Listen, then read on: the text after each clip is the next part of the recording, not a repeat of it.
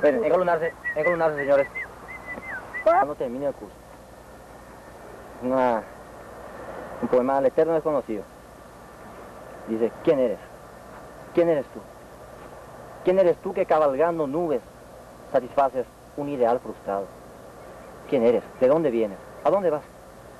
¿Qué bendito vientre engendró tan extraño ser?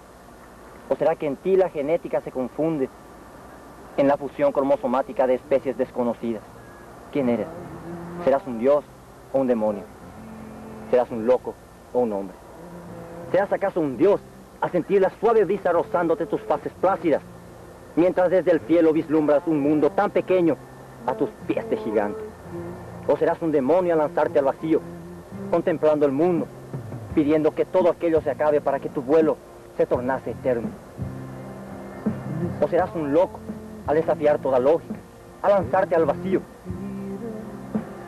¿O serás acaso un hombre distinto de los demás,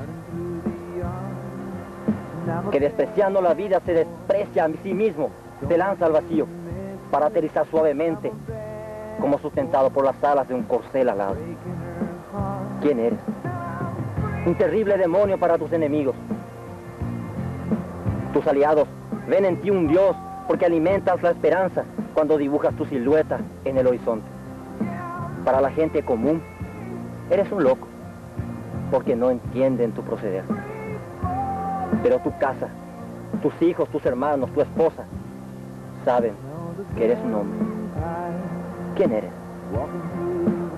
¿Un demonio con parcela de loco o un hombre con espíritu de Dios?